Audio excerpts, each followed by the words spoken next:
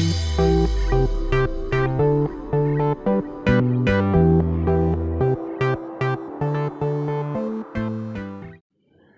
Everyone, welcome to মৌমিতার রান্নাঘর। আজকে আমি আপনাদের কাছে নিয়ে চলে এসেছি আলু ঝুরি। দেখে নিন কিভাবে আমি এই আলু ঝুরি বানাচ্ছি। আমি এখানে 3টে আলু নিয়ে নিয়েছি। এই 3টে আলুকে প্রথমে খোসা ছাড়িয়ে নিচ্ছি।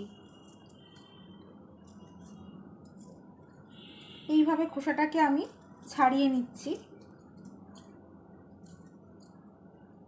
ভালো করে পরিষ্কার করে প্রতিটা আলুকে এভাবে খোসা ছাড়িয়ে নিতে হবে।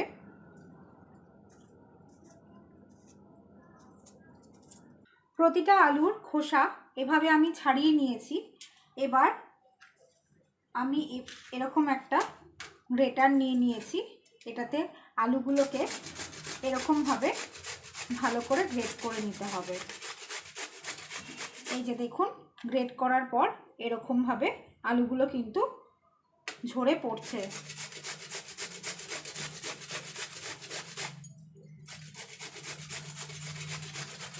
এটা কিন্তু খুব সহজ বানানো, খুব তাড়াতাড়ি হয়ে যাবে। এরকম একটা গ্রেটারের মধ্যে ভালো করে যদি গ্রেট করে নেন আপনারা। এভাবে আমি প্রতিটা আলুকেই গ্রেট করে নেব।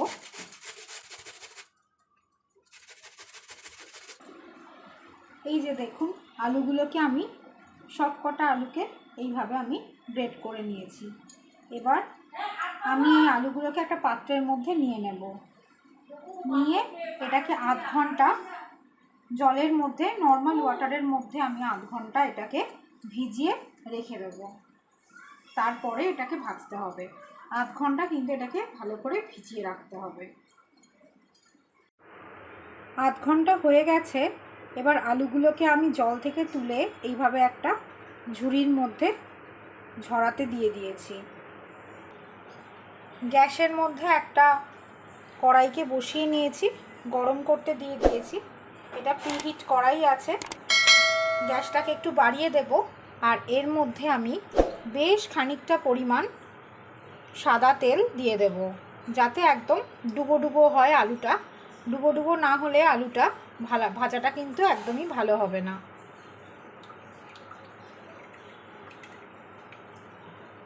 এবার এই তেলটাকে ভালো করে গরম করে নিতে হবে। আমি একদম গ্যাসের ফ্লেমটাকে হাইতে দিয়ে তেলটাকে ভালো করে গরম করতে দিয়ে দিলাম। তেলটা কিন্তু বেশ ফুটে উঠেছে দেখুন। এবার আমি 2 থেকে 3টে শুকনো লঙ্কা এর মধ্যে ভাজতে দিয়ে দিলাম। শুকনো লঙ্কাটাকে এবার আমি ভালো করে লাল করে ভেজে তুলে নেব।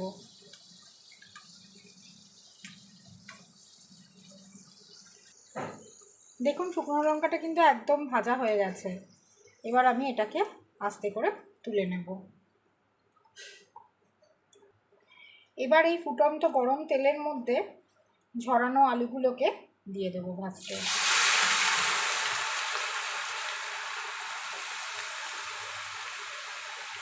এবার কিন্তু সমান তালে এটাকে কিন্তু গ্যাসটা বাড়িয়ে রেখে ভাজতে হবে। একদম পাঁপড়ের মতন যখন ভাজা হয়ে যাবে তখন এটাকে আস্তে করে তুলে নিতে হবে। আলুগুলোতে কিন্তু আমি একদমই নুন হলুদ কিছুই দেইনি, এমনিই ভাজছি। ঠিক খাওয়ার আগে নুনটাকে ছড়িয়ে নিতে হবে।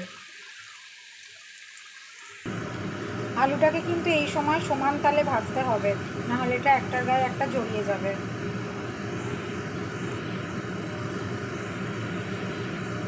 দেখুন, আলুটা কিন্তু আস্তে আস্তে হালকা হতে শুরু করেছে। এবার কিন্তু ভাজাটা প্রায় শেষের দিকে হয়ে আসছে। ভিডিওটা ভালো লাগলে আপনাদের কাছে অনুরোধ রইল, অবশ্যই আমার চ্যানেলটিকে সাবস্ক্রাইব করে যাবেন, শেয়ার করবেন ভিডিওটাকে।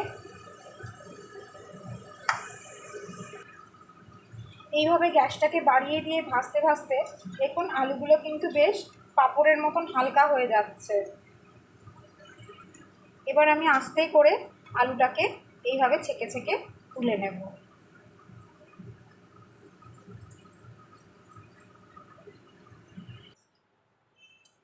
এবার বাকি আলুগুলোকেও আমি একইভাবে তেলের মধ্যে দিয়ে ভেজে নেব।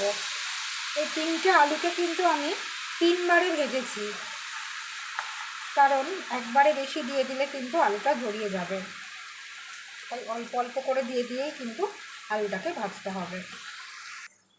সব কটা আলুই কিন্তু আমার এইভাবে ভাজা হয়ে গেল, তবে ভিডিওটা এখনও শেষ হয়নি। লাস্টে একটা জিনিস আমি দেখাবো, সেটার জন্য আপনাদের একটু ওয়েট করতে হবে।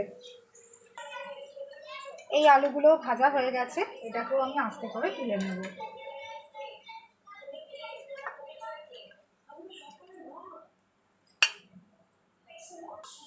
আলুগুলোকে এইভাবে একটা প্লেটের মধ্যে আমি তুলে নিয়েছি। এবার লাস্ট যেটা দেখাবো বলেছিলাম, সেটা হচ্ছে আমি কিছু কারি পাতা ধুয়ে রেখে দিয়েছিলাম, এটাকে আমি এবারেই গরম তেলের মধ্যে দিয়ে দেবো। দিয়ে এটাকে আস্তে করে আমি তুলে নেব।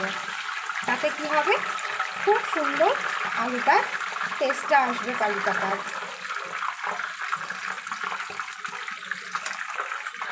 কারি পাতাটাকেও ঠিক একইভাবে সুন্দর করে নাড়িয়ে ভেজে নিতে হবে। গ্যাসটাকে এবার আমি বন্ধ করে নিয়েছি, কারণ নইলে কারি পাতাগুলো কিন্তু একদম পুড়ে যাবে। এবার আমি আস্তে করে কারি পাতাটাকে তুলে আলুগুলোর মধ্যে দিয়ে দেব।